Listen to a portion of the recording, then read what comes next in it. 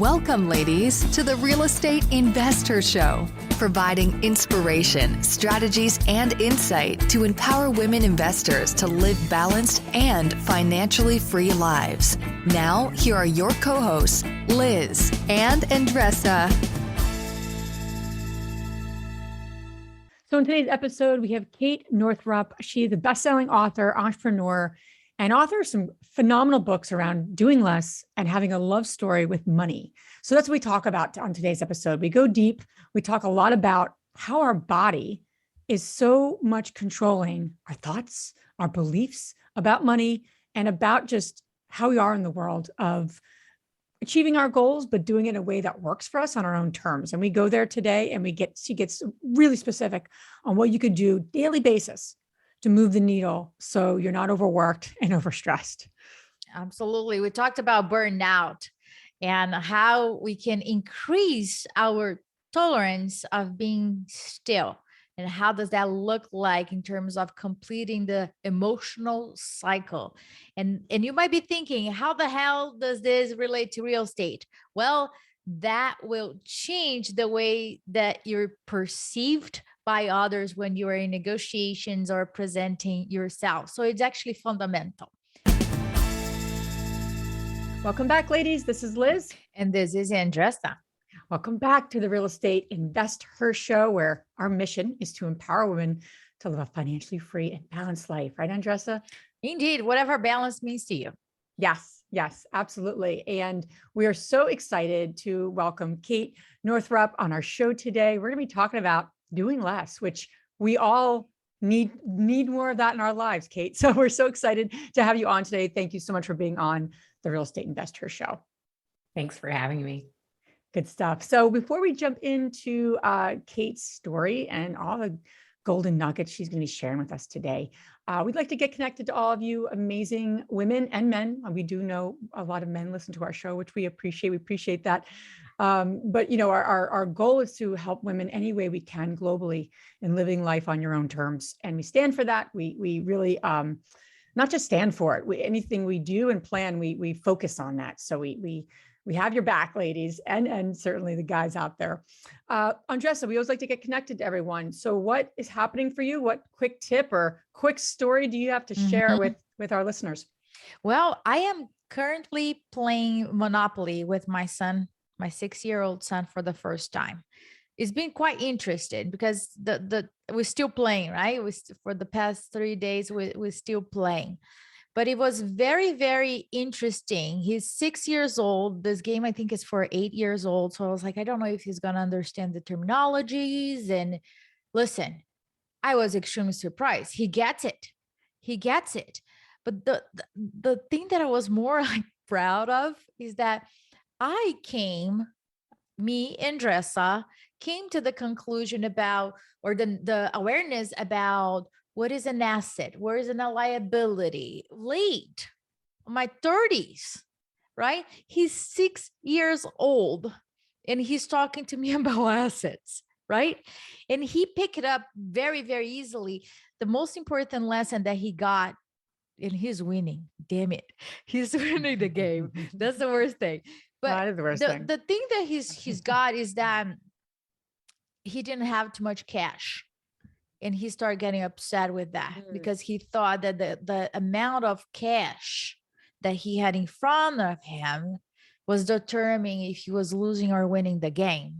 And I was like, oh my gosh, this is a great lesson for me to teach you, buddy.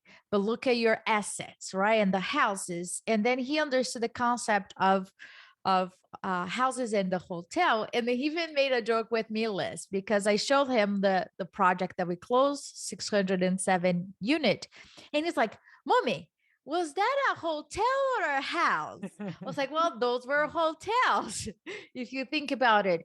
So the reason why I'm saying this to you is that he's 6, but he gets what an asset is, what a mortgage is, and the benefits of rent. He loves rent. Right? Mm-hmm. I don't know if he will do real estate or not in the future, but it is just an option that I am given to him. If he wants to be a painter, a tattoo artist, a dancer, I don't care. But it's just a tool that he's aware of, that it is a possibility for him. And if he wants to use it, it's available. So there you go. I'll keep you guys posted about the end of the game, if I still made it or not. Yeah. Yeah, I love it. And the other great game too to get introduced to him is Cash Flow for Kids. He is doing it with his dad. Yeah. But like Monopoly is there's a lot of great lessons in there you could totally tie in. It's, I don't like Boardwalk. That's the hot markets. That's like the hot markets, right? We can go through Monopoly and the analogies of investing. Awesome stuff. So keep us posted. I will. Hopefully you'll win at some point. Kate, thank you so much for being on our show. We love the work that you're doing. We have 3 pillars that we stand upon for our community. Real estate investing is obviously our core. It's the kind of the base, but self-care and business, and really taking not just self-care like getting your nails done, but self-care in a sense of your mindset, your emotions, holistic is really important to us as we teach and share and build our investor community, because we don't want women to be investing, making money, and then they hate themselves, right? And they're burnt out. And so what your work is in terms of all the great work you're doing in terms of having people do less is so near and dear to our hearts. And I think the women in our community. So thanks for being here. As we kick off questions for you, and we have a lot of them in terms of really getting to this topic, what propelled you to get involved in this work? And how did this find you? I know people often say this work finds people, right? I'm curious how that journey happened for you. Oh my gosh. Well, I'm just so happy to be talking to you both right now. And that story about playing Monopoly with your son just really touched my heart. I have a 6-year-old little girl, and I actually started my own journey into business early. I started reading books by Robert Kiyosaki when I was in high school. And so being reminded of the power of assets and liabilities and like the empowerment of financial education. I'm just really excited to be having this conversation. I am often more on spirituality, sort of like wellness conversations, and I love those too. However, there's something about this one, like in the hardcore financial freedom. I'm just thrilled to be having this conversation because, like you said, they're not separate, right? Our financial well-being is deeply connected with our emotional well-being. And my first book was called Money, a Love Story. And it was really about my own journey, getting a whole boatload of debt paid off and really growing up around, I wrote it in my 20s, which was a while ago, but becoming an adult. And for so many women, because of, the history of women and money and the fact that, in the 1970s, women couldn't even get a credit card in their name, right? My grandmother couldn't even get a line of credit in her own name when my grandfather died in the 70s. It's like, that was 30 seconds ago, in the timeline of history. So we're updating fast. But the thing is that so many women have been, have not had this education. And there was a line of thinking, and I've just lost my train of thought, but anyway, it'll come back if it's important. Anyway, I'm just, the fact that money education is not separate from self-care is so important. And knowing that, it's not necessarily about getting your nails done.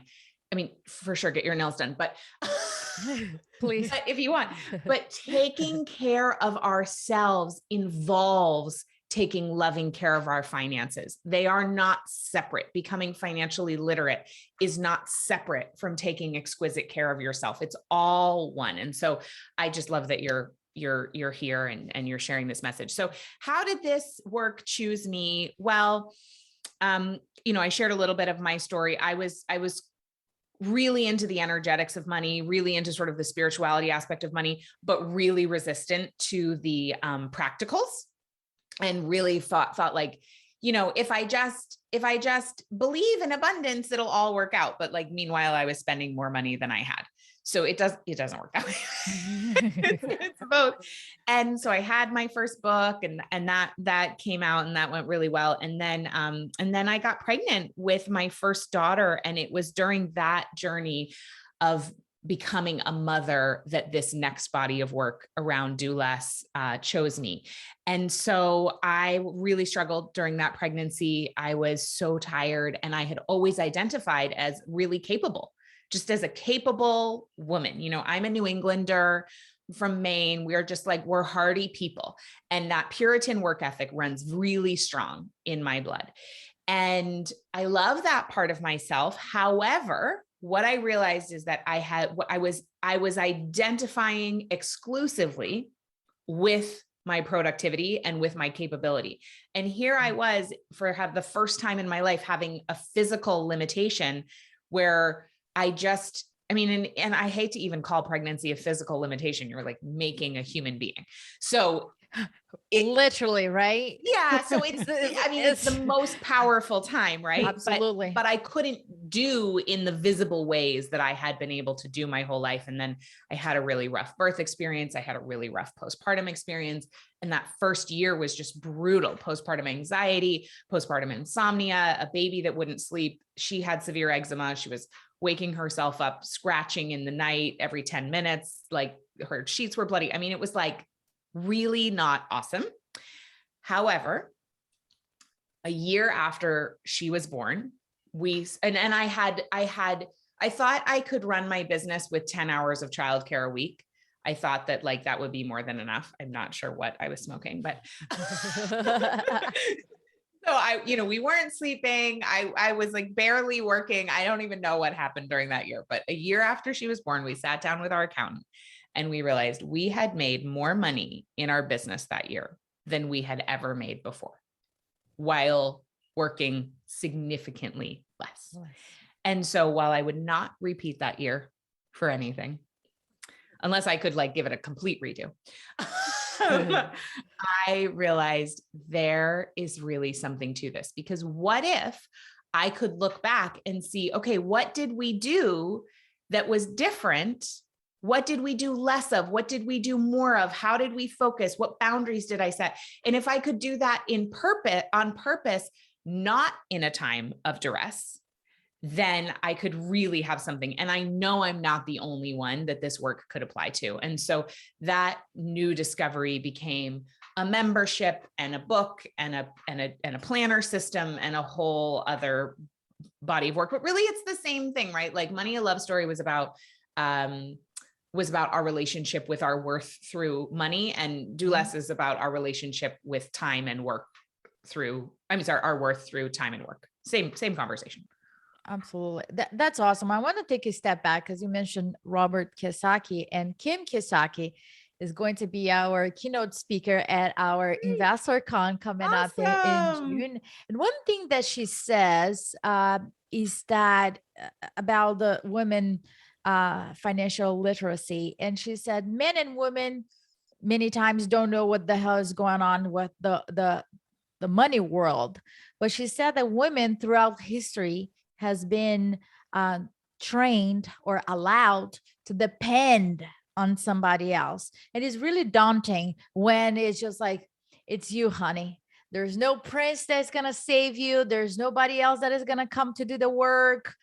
So there is this paradox between, I understand the financial freedom, the time that can provide me to do whatever I want, but I have this relationship with money that feels like dirty, or I shouldn't be focusing on the money itself, or you either are too much of a saver that you become the opposite of abundance, or you're just spending a lot and it's just like getting to trouble. So for the women that are listening, how they can really create a love story with their money, where do they get started?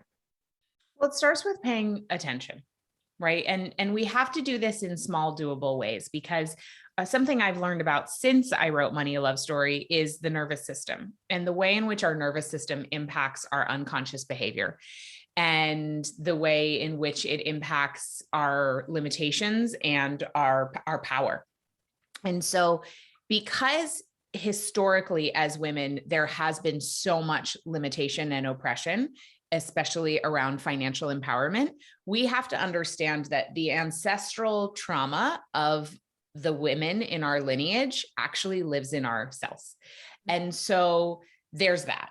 And then there's the collective trauma of witnessing other women at this time in history struggle or be limited, whether it's something in the news, whether it's a friend, whether it's, you know, a story you read about, that also impacts us. And then there's our own experiences with money as well. And so what's important to know is that we have those things living in us, but it doesn't mean those have to write the story anymore.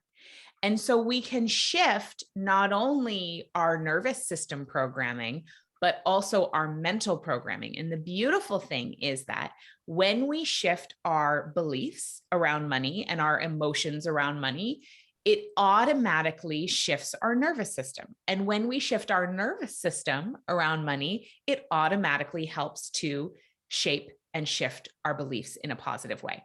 And so when it comes to wanting to shift your relationship with money, the reason I say starting with doable pieces, small doable pieces, is that oftentimes in our culture, we'll come in with this super like aggro, extra, like, oh, I'm going to overhaul everything. Like, you know, those shows, the extreme home makeover and stuff. It's like, I'm going to do an extreme financial makeover.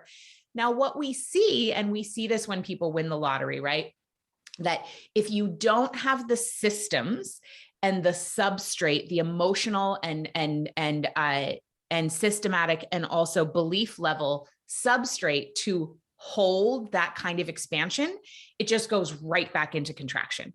That is because of the nervous system. So there's a term called titration, and titration is doing small, doable amounts so we can expand and expand and expand, similar to how you might dilate, you know, from 0 to 10 centimeters while you're in labor. So what's an example of a small doable action step? Well, one that I recommend starting with is simple and powerful. And it's a rewiring action, which is every morning to wake up and look at your bank account balance or look at your you know, it could be if you have multiple, you know, obviously most people don't have just like one bank account, but to just take a look at your money in some way. And while you do that, to focus on gratitude for what is abundant in your life already. What that does is it rewires simultaneously your brain and your nervous system, which are really actually part of the same system, but it rewires you to feel expansion and rest and peace and relaxation. So it puts you into a parasympathetic nervous system response while interacting with money. And so it begins to create a Pavlovian response where money feels better. And when money and interacting with money feels better, you will go into conversations with your financial advisor in a different way. You will have conversations with your spouse in a different way. You will go ask for that raise. You will negotiate, you know, for a better rate on a mortgage. Like you'll do those things because your body feels safe. And then the other thing that's really cool is that as you do that in your body, you are actually updating your own lineage, so that ancestral trauma and limitation does not continue to get passed down. And instead, you are passing down a sense of safety and well-being and abundance on a cellular level. Oh, I love this so much. I love this very much because there's a full cycle that goes from the, how can you break the cycle, right? Many things we do it. are really unconscious of how the pattern. And I think that is so important what you're saying about putting ourselves on this stage of relaxation, because then we're not in survival mode. Because when we're in survival mode, we make decisions and we don't have the power to negotiate with our lenders, to renegotiate whatever you were to negotiate. So the mindset, it's as important, Liz and I really stand for it. The mindset, the well-being is as important. Ladies that are listening, please listen. As you might know the strategy, the real estate strategy, you might know the content, the knowledge, and the how to. But this, what Kate is saying, is so important as the strategy itself.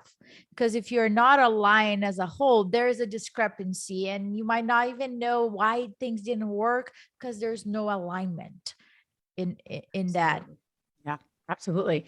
I recently went through an experience myself about, speaking to my daughter about something. I was, shopping with her, and you have to watch what you say to your kids, right? About money, and it's all your own relationship. And it just speaks to the idea of what you're saying, of just like the gratitude versus, that's expensive, or, the things that I heard as a kid. And so it's very interesting how just subtly we say things to kids and people, and it's our own belief system, right? And we're not even aware, to your point, what you said earlier. So I love that. And I think it begins with ourselves. And I think the gratitude part, I don't know if, I'm sure you see this with all the work you do, Kate, is like, you have to feel grateful. Sometimes I'm like, I'm grateful for this. And then I move on to something else. And I'm like, what did I just say? Like, I don't even know what I just said. It's literally just comes out of my mouth, and I don't feel grateful. So gotta feel grateful. I love that. So talking a little bit about doing less. I know that was your next kind of work. I think, this is a topic near and dear to me, because I have gotten so much insight into myself recently about my work ethic, and how that's so great on many levels and not so great on so many levels, because it can get in your way. This incestuous need to just always be in action. It takes from your peace, takes from my peace. And I've looked in the mirror about some things coming up for me around the work ethic. To your point, came from like an Italian family of, there were signs everywhere in our house. The harder you work, the luckier you get. Wow. That's what he said? The sign? Yeah. Really? Yeah. Wow. So why I say this, and why I love this topic, because it's something that's on my journey to continually look at. And working hard is just, I feel like, who I am. And I'm going to choose differently now that I'm more aware, and some of those things that I knew that about myself, but like really stepping back, going, who you've been is not who you need to be or can be, right? And it's the rewiring. So walk us through a little bit of just some of I think so many women listening to this want to do less. Yeah. How do we start doing less? How do we not feel guilty doing less? There's just so many questions around this. So, where do we begin with this topic? Okay. So I love that you shared that story. That programming is really intense, I just want to say. And so for the purposes of this conversation, so many people read the topic of my book of Do Less, and they're like, I can't do less. I have a mortgage. My entire family depends on me. I have to feed them. I have maybe a team I need to pay. Like, the world will fall apart. And so I want to let you all know, if you were thinking that, do less is not about like lying on the beach and drinking pina coladas. Okay. I mean, feel free to do that from time to time. However, I think it's a very common assumption that people hear do less and they automatically replace it with do nothing.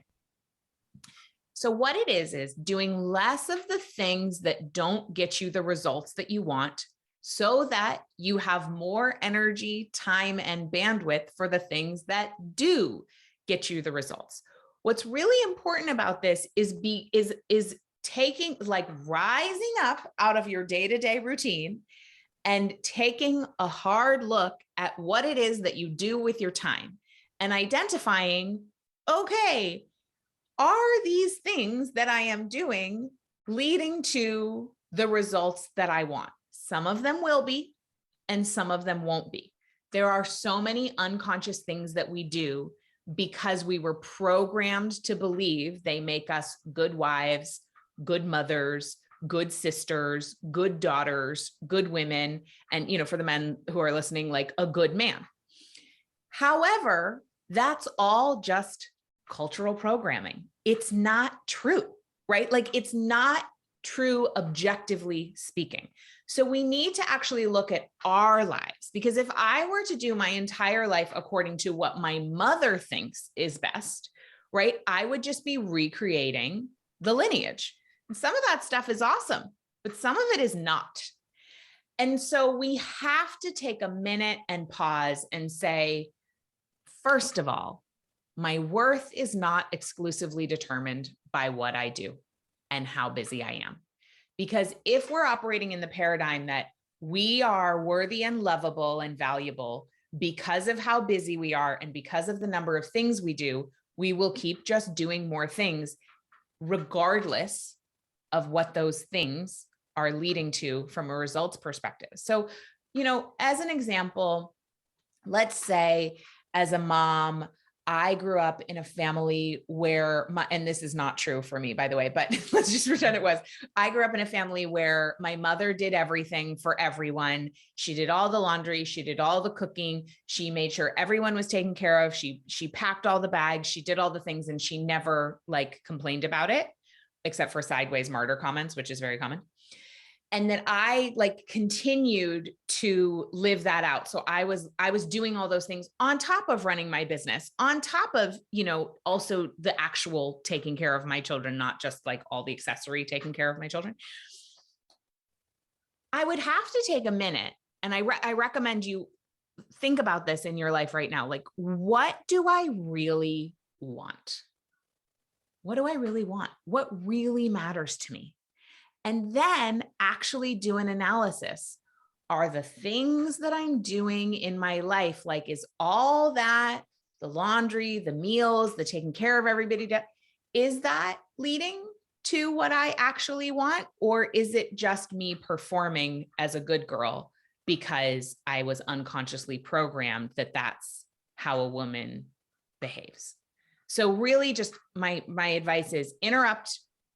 Start taking a conscious look at what are you doing with your time, and each individual task, is it leading to the result I want or not? Which, of course, first requires you to ask yourself what you want. And probably most folks have not been asked what they want in a very long time. Absolutely. And many women don't know, right? They don't have a clear answer because they didn't even have the time to stop, or nobody asked, as you're saying, to stop and think about, what do I, and you can add your name, want? Not what is best for my family, what is best for my community, to the world. I think this is the time to be quote unquote selfish, to the point that you stop and just think about it.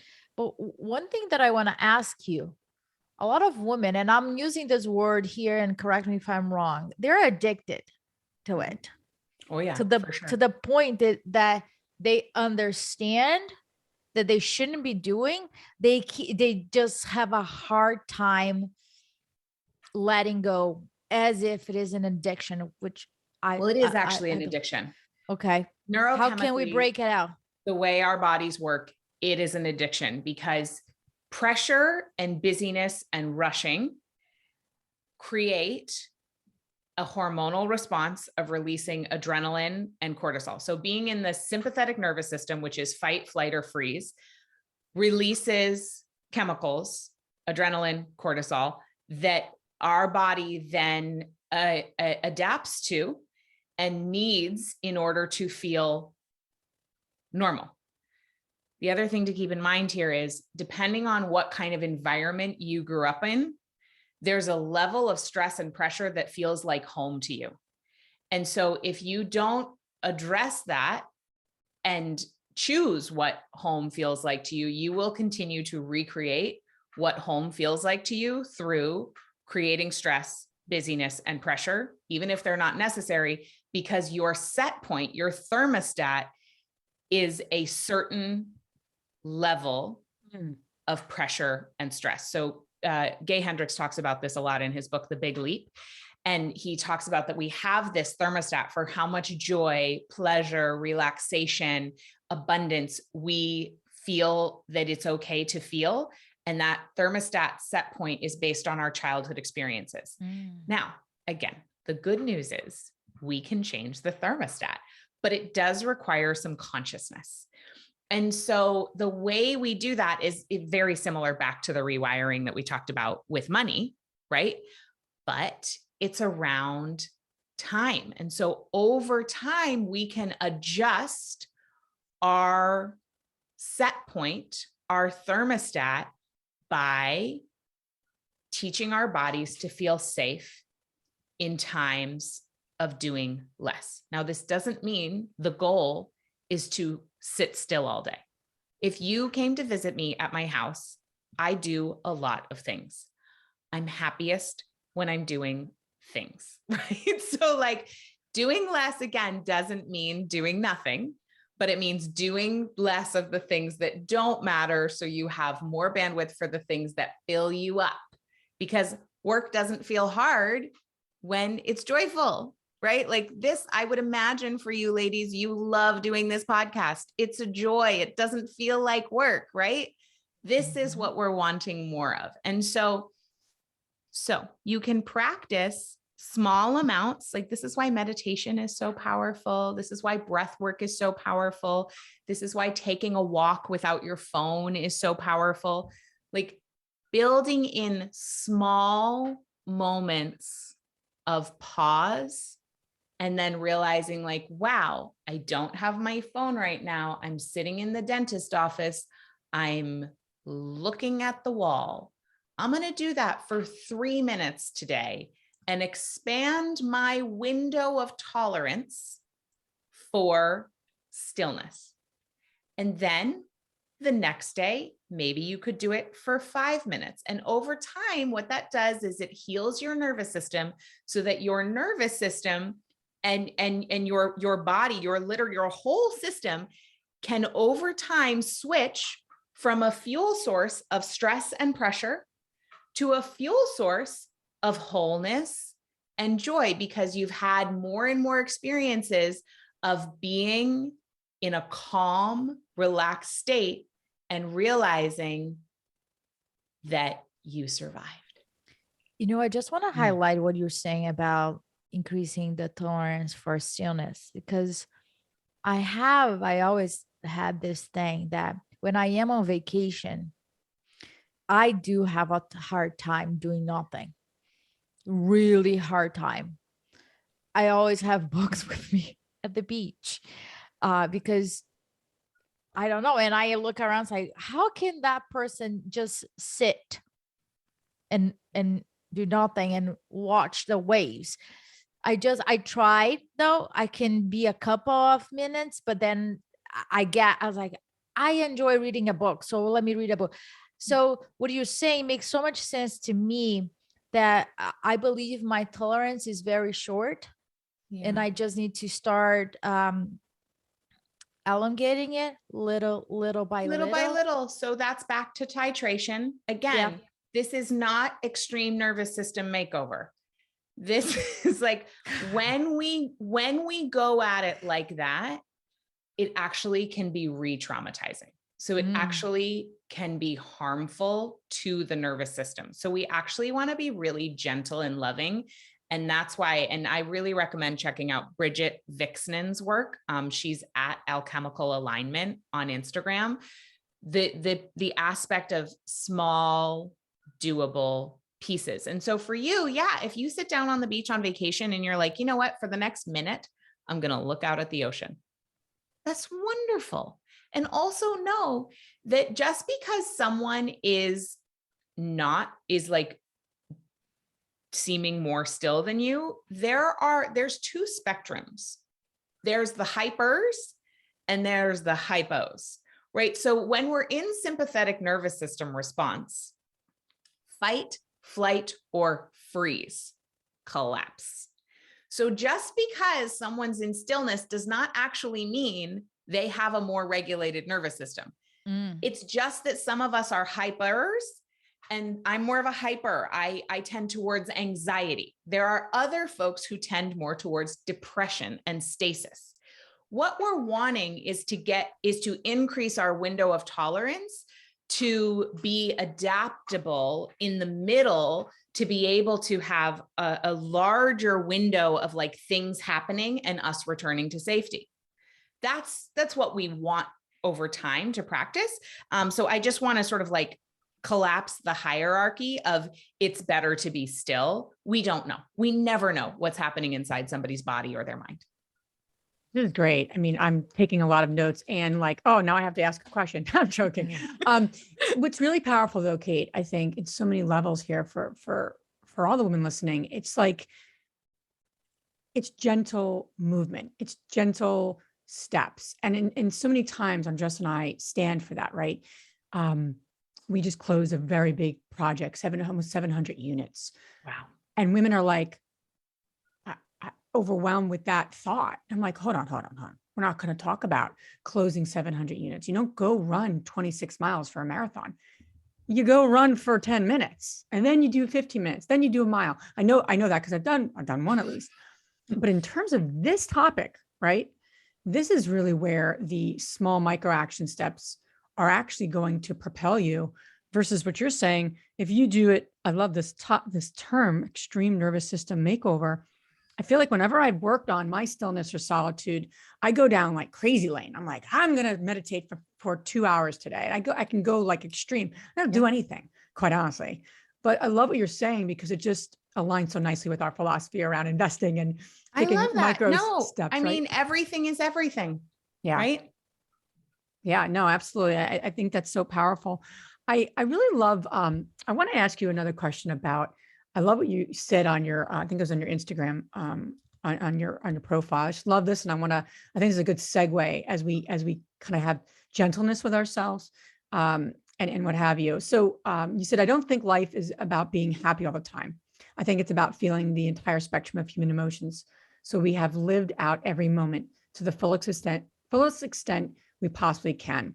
I think it fits really nicely into what we were just saying, because it's also about the feeling, the emotions, being curious, right? Some of the work that I've done in my own life, I be curious versus like, what emotion do I feel? Okay, stop feeling that way. Feel happy, right? Feel joyful. I'm grateful. I got a great life. Versus like, no, like be curious. So tell us a little bit about that quote. Tell us a little bit about how women can bring that into their world too, because a lot of pressure, right? Doing less, being all things, right. Being happy all the time, smiling all the time. Yeah. And it's like this whole idea that there's somewhere we're getting to. Like there's no there. There's not. Like we're all just going to die. That's it. That's the end. That's the only destination. Yeah. And there's never going to be a moment where you get to a place and you're like, oh, wow, I did it now. I really achieved the highest high and now I am done. Mm-hmm. So if we know that that's true, then like all we have is right now. This is it. This is the whole world in a microscopic moment. And so it comes back to the nervous system, which is that I learned from Emily Nagoski in her book, Burnout, that, and she wrote it with her sister, and her sister's name is escaping me, but I'm sure that you can find it for the show notes, because she deserves credit as well. And so the book talks about that burnout, which I know people listening to this have experienced or are experiencing. It comes from living in a culture that has not taught us to complete the emotional stress cycle. And so the emotional stress cycle is we feel something happens, there's a triggering event. Then we have a corresponding emotion, which is associated with a feeling in our body.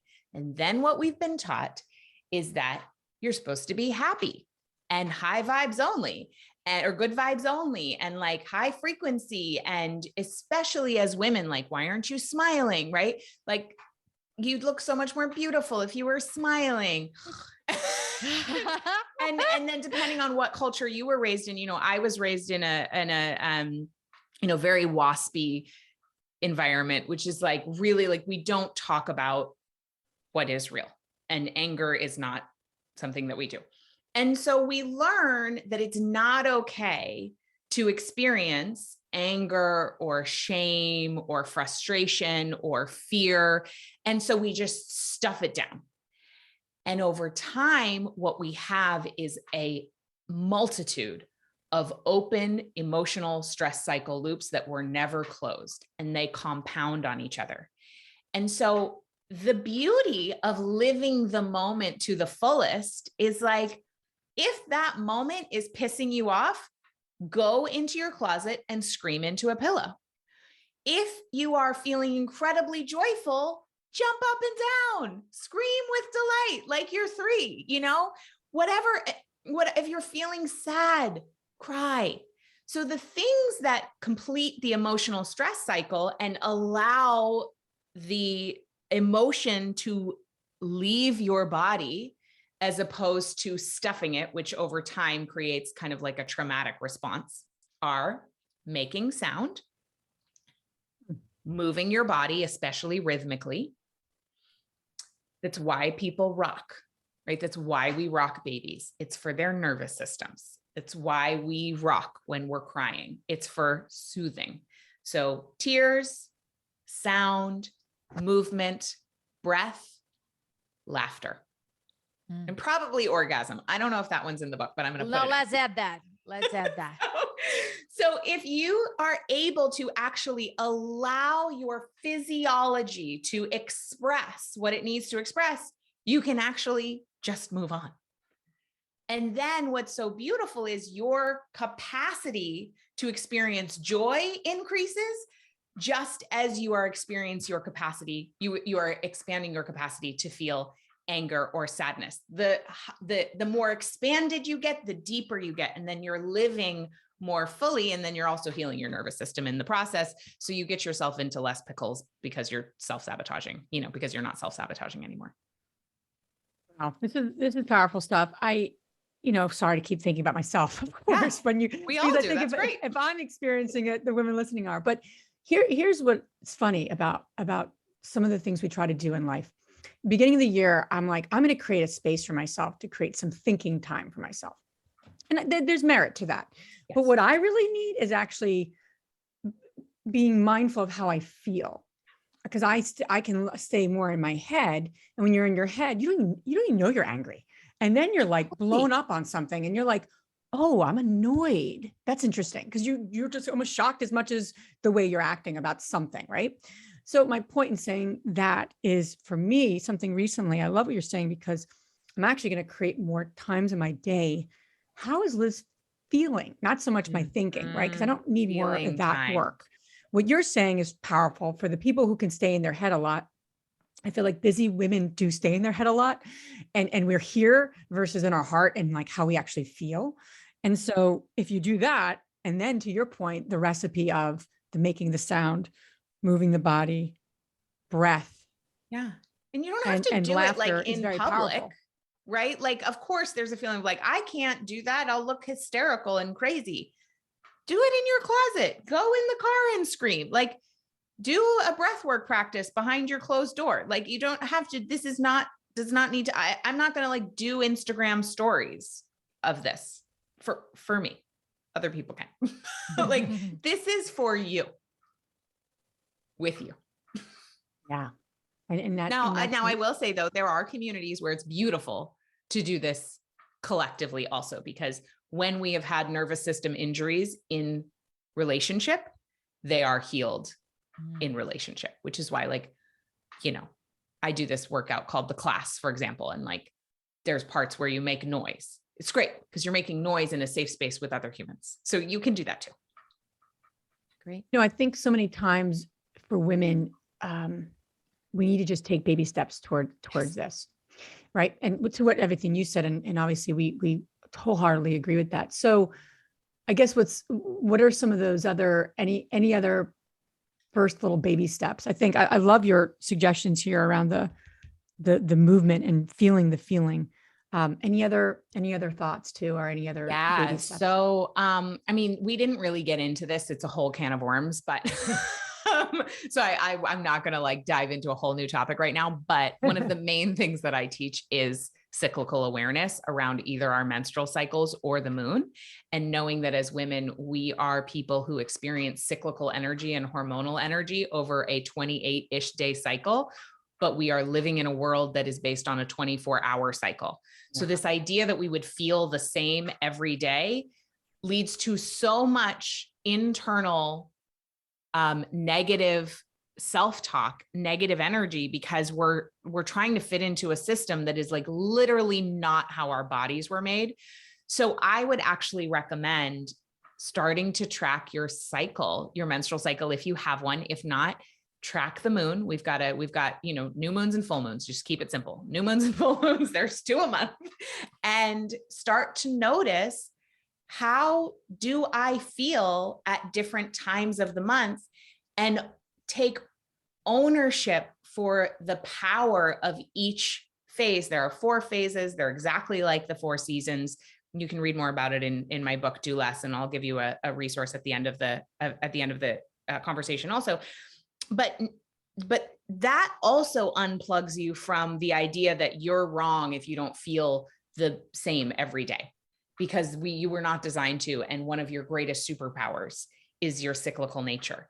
And so I would actually recommend getting to know about your cyclical nature, whether it's with your period or with the moon, or just, you might be cyclical in some other whole way, and start to celebrate your cyclical nature, as opposed to, and just even, it could be as simple, like small doable steps. Just stop talking bad about the way you feel. Wouldn't that be amazing if you could just be like, this is how I feel today. Period. Yeah. No judgments. No judgments. Oh, I love it. I love it. You gave us so many amazing nuggets, Kate. This has been phenomenal. Where can the ladies listening learn more about you and follow along this fantastic journey you're on? Yeah. So the best place is to go over to theorigincompany.co and we /strategies. So theorigincompany.co /strategies. We have something there called the Business Pressure Relief Kit, which is our gift to you. You could really insert the word the Life Pressure Relief Kit. It's the same thing.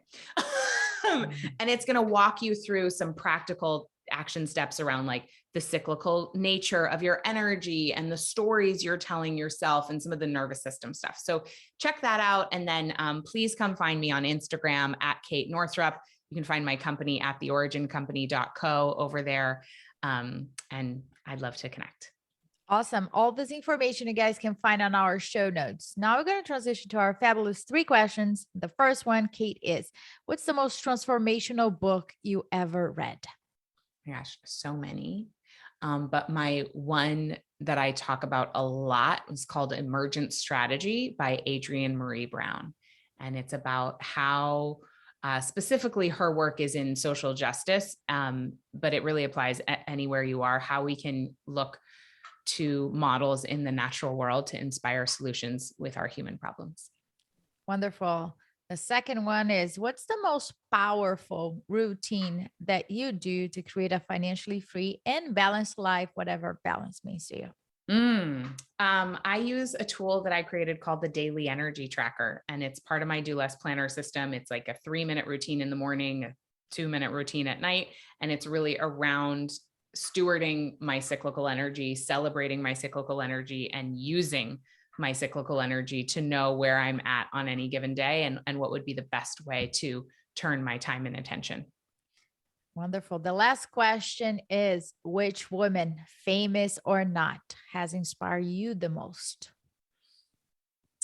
Which woman, famous or not, has inspired me the most? I think that my granny, Edna Northrup, she passed away this past September, and she was 95, and she was a real powerhouse. She was a pioneer in her own right, and she had 6 children, and she hiked the Appalachian Trail when she was 65, and she became the youngest North American woman to ever climb to Mount Everest Base Camp when she was 84.